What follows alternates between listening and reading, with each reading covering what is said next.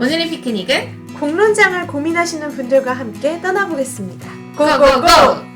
안녕하세요. 어반 피크닉입니다. 저는 방카. 저는 소소입니다. 오늘은 공론장에 대한 이야기를 해보려고 나왔습니다. 공론장이라는 말은 아직도 많은 분들께는 좀 낯선 언어인 것 같기는 해요. 쉽게 우리는 많이 써먹기는 하지만 왜 이렇게 공론장이라는 말이 자꾸 들리는 거죠? 쉬운 언어로 바꿨으면 좋겠어요. 그러니까 이거 너무 한자인 것 같아. 뭐야 도대체? 뭐예요?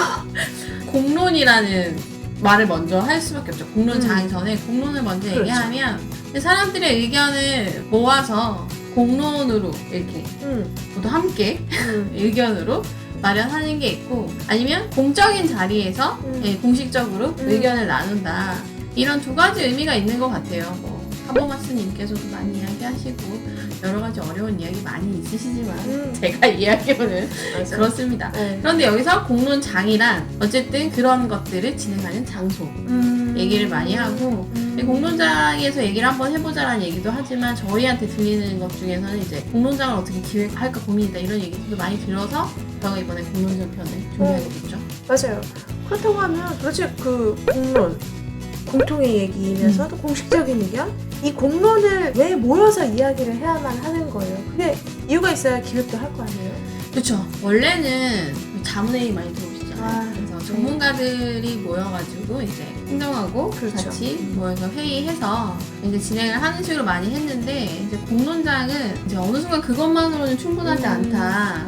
당사자의 의견들이 좀 중요하다라는 부분들 때문에 조금 더 활성화된 것 같아요. 그리고 시대가 너무 다양해지고 이제 원하는 것들도 복잡해지다 보니까 이게 그냥 누가 맞아.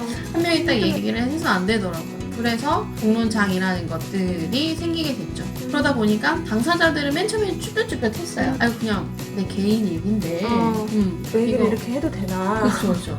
근데 그 자리에 와봤더니 어머 맞네 하면서 맞장구 쳐주는 사람들을 만난 거예요. 그러다 보니까 내 얘기가 우리의 얘기였구나, 이렇게 이야기되는 경우가 들 때문에 참여하는 사람들도 만족하고 이제 그거를 주최한 사람들도 이게 사람들의 얘기구나 라는 얘기들도 조금 진행이 되는 면이 있었죠. 네.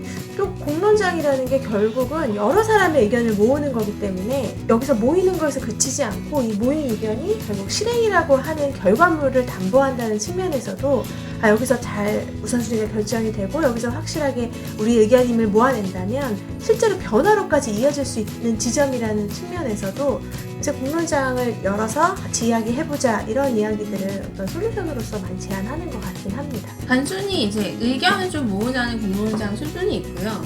아니면은 너무 큰 단위 말고 이제 동단위라던가 마을 단위 같은 경우에는 결국은 그 공론장에 모였던 사람들이 실천을 할 수 있는 사람들로도 발굴이 되기도 하죠. 네. 약간 그런 것들도 이제 좀 다양하게 차별되면서 이제 목표를 두고 이야기 나눠도 좋을 것 같아요. 여러 가지 공론장이 있잖아요. 공론장이 뭐 하나로 딱 규정되지 않기 때문에 구체적으로 뭐 예를 들면 어떤 게 있을까요? 일단 좀 많이 볼 수 있는 거는 요즘에 이제 핫한 자치에서 이제 주민총회를 한다거나, 그렇죠.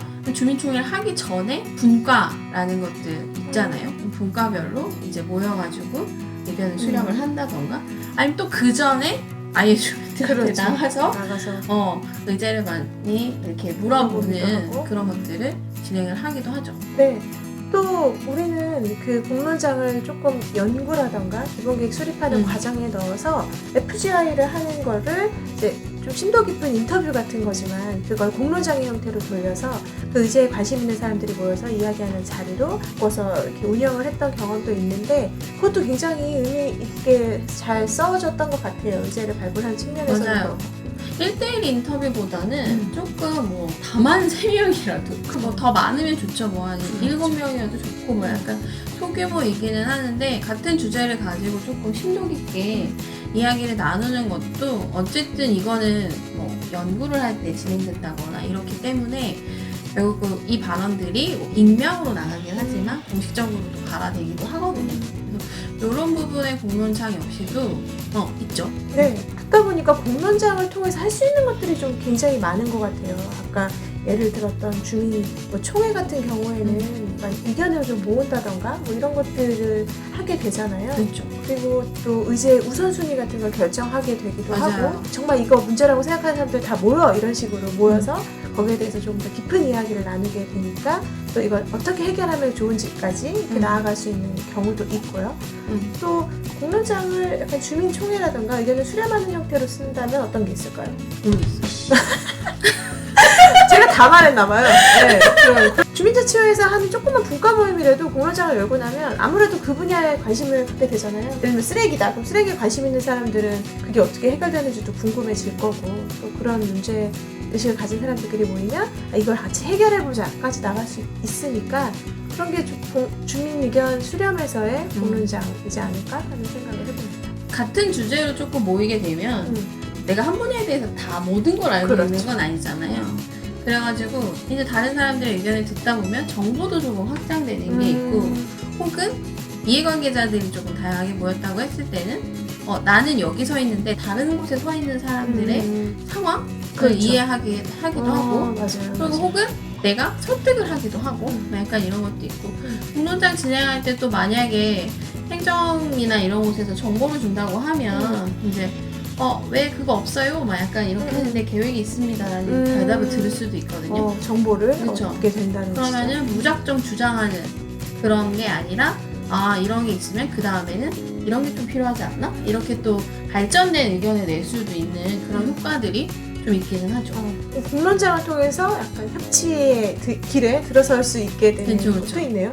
그뿐만 아니라 어쨌든 이 의제에 대해서 관심 있는 이웃을 만나고 그렇죠. 네, 뭐 이러다 보니까 공동체가 형성될 수도 있고 베스트 케이스 아닙니까? 그렇죠, 그렇죠. 동아리가 그런 거잖아요. 그럼요. 같은 주제를 가진 사람들이 좀 모여서 신나게 삶을 이야기하고 즐거워지는 것들 뭐 이런 것들에 대한 효과들도 분명히 있는 것 같아요. 네, 쉽지 않은 일이겠지만 그래도 공론장에 이렇게 다양한 효과와 효능이 있다는 거 이렇게 다 체크해 두시고요.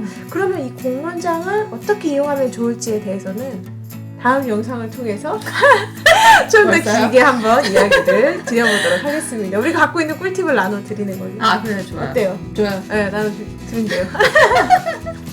여기까지. 네. 좀 이따가 다시 다음 영상을 또 편집해서 돌아오겠습니다.